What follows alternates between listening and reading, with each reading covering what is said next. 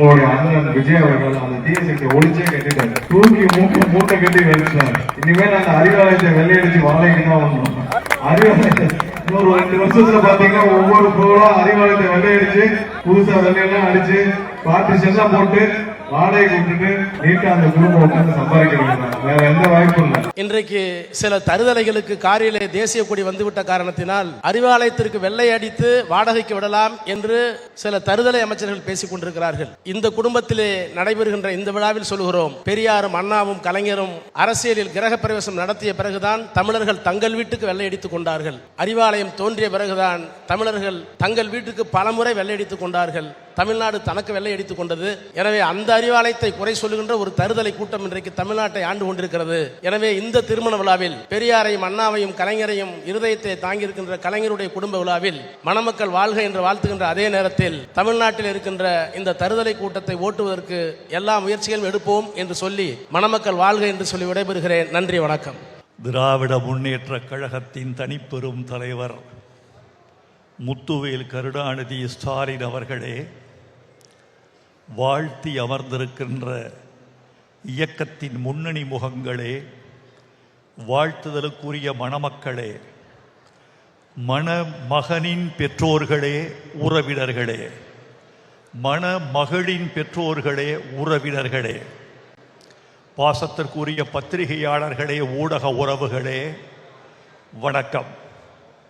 அண்ணன் அமிர்தம் அவர்கள் சொல்லால் அமிர்தம், செயலால் அமிர்தம், பண்பில் அமிர்தம்.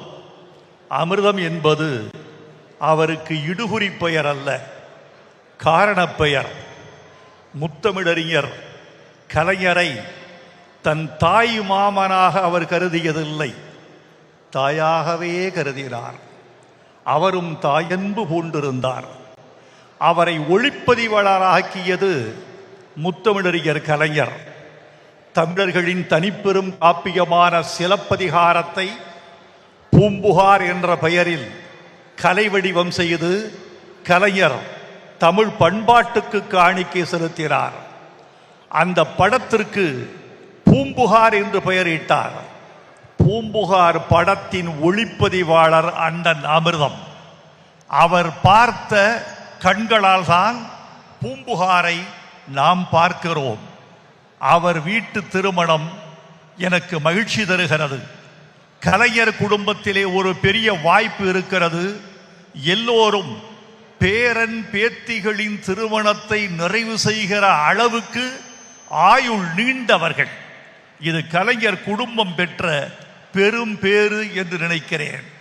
ஒரே ஒரு செய்தியை சொல்லி விடைபெற வேண்டும் என்று ஆசைப்படுகிறேன்.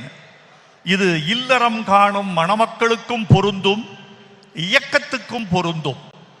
கலைஞர் தோல்வியின் போது என்ன சொன்னார் என்பதுதான் அவருடைய ஆற்றல், பெருமிதம். வெற்றி என்பது பெற்றுக்கொள்வதற்கு, தோல்வி என்பது கற்றுக்கொள்வதற்கு. கலைஞர் சொன்னார், அவர் தோல்வியடைந்து விட்டார். அவர் என்றால் அவர் அல்ல, தமிழ் சமுதாயம் தோல்வியடைந்து விட்டது. அப்போது அவர் சொன்னார், என்னோடு தோல்வியில் துன்பத்தில் இருக்கிறவர்களைத்தான் நான் நேசிக்கிறேன். உங்களுக்கு ஒரு கதை சொல்லுகிறேன். ஒன்று கம்பன் கண்ட சீதை, இன்னொன்று ராமன் கண்ட சீதை, வால்மீகி கண்ட சீதை. வால்மீகியின் சீதைக்கும் கம்பனின் சீதைக்கும் ஒரு வேறுபாடு இருக்கிறது. வனம் புக வேண்டும் என்று சொன்னவுடன் வால்மீகியின் சீதை ஓடி போய் ஒளிந்து கொள்கிறாள், கலங்குகிறாள், காட்டுக்கு நான் வரமாட்டேன் என்று அடம் பிடிக்கிறாள். இது வால்மீகி கண்ட சீதை. கம்பன் கண்ட சீதை, உன் பிரிவினும் சுடுமோ பெருங்காடு என்று சொல்லி மர உரி தரித்து காட்டுக்கு போக தயாராகிறாள். இன்பம் என்றவுடன் உடன் ஓடி வருகிறவள் வால்மீகியின் சீதை, துன்பம் என்றவுடன் விலகி போகிறவள் வால்மீகியின் சீதை. இன்பம் என்றாலும் துன்பம் என்றாலும் உடன் இருக்கிறவள் கம்பனின் சீதை.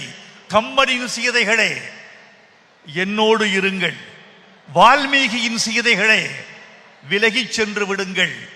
என்று கலைஞர் சொன்னார். இன்று தளபதி முத்துவேல் கருணாநிதி சாரிரோடு இருக்கிறவர்களெல்லாம் கம்பனின் சீதைகள். இவர்களெல்லாம் இன்பத்திலும் துன்பத்திலும் உரையவர்கள். இவர்களால் தான் இயக்கமும் நாடும் நம்பிக்கையோடு இருப்பதாக நான் கருதுகிறேன்.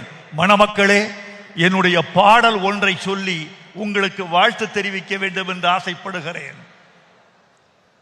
வசந்தங்கள் வாழ்த்தும் பொழுது உனது கிளையில் பூவாவேன், இலை உதிர்காலம் முழுதும் மகிழ்ந்து உனக்கு வேறாவேன். வசந்தத்தில் பூக்களாக இருங்கள், இலை உதிர்காலம் வந்தால் நீங்கள் வேர்களாக இருங்கள். உங்களுக்கு நான் ஒரு நல்ல பரிசு தந்திருக்கிறேன். எளிமையான பரிசு, தத்துவ பரிசு. அதை பின்பற்றுங்கள். வாழ்க மணமக்கள், வளர்க கலைஞர் சமுதாயம், வெல்க தமிழ்நாடு என்று வாழ்த்தி விடைபெறுகிறேன். நன்றி, வணக்கம். முத்தமிழ் அறிஞர் கலைஞர் அவருடைய இல்ல குடும்ப விழாவில் கலந்து கொள்வதில் மற்றற்ற மகிழ்ச்சி அடைகிறேன். மணவிழா காணுகின்ற இனிய மணமக்களே, இனிய மணமக்களை ஈன்றெடுத்த பெரியோர்களே, உங்கள் அனைவருக்கும் என்னுடைய நன்றியை வணக்கத்தையும் தெரிவித்துக் கொண்டு, மிகப்பெரிய ஒரு பாரம்பரிய குடும்பத்திலிருந்து நீங்கள் வந்திருக்கின்றீர்கள் மணமக்கள். அவருடைய வழியில் அன்பும் மரணம் உடைத்தாயின் இல்வாழ்க்கை பண்பும் பயனும் என்பதனை மனதில் கொண்டு உங்களுடைய வாழ்க்கை இனிதே சிறப்புடைய எனது இதயபூர்வமான வாழ்த்துக்களை தெரிவித்துக் கொள்கிறேன். கழக தலைவர் ஐயா பெரியவர் அமிர்தம் அவருடைய இல்ல விழாவிலே கலந்து கொண்டு பேசுகின்ற ஒரு நல்ல வாய்ப்பினை தந்த ஐயா கலைஞர் முத்தமிழறிஞருடைய குடும்பத்தார் அனைவருக்கும் என்னுடைய நன்றியும் வணக்கத்தையும் தெரிவித்து அமர்கிறேன். நன்றி, வணக்கம். அடுத்து இயக்குனர் அண்ணன் அமிர்தம் அவர்கள் நன்றி உரையாற்றுவார்கள். என்னை வளர்த்து ஆளாக்கியவர் மூதறிஞர் கலைஞர் அவர்கள். தமிழர்கள் நெஞ்சங்களெல்லாம் அவர் வீற்றிருக்கிறார். அவரை நோக்கி வணங்கி நீங்களெல்லாம் வந்ததற்கு நன்றி சொல்லி விடைபெறுகிறேன். நன்றி, வணக்கம்.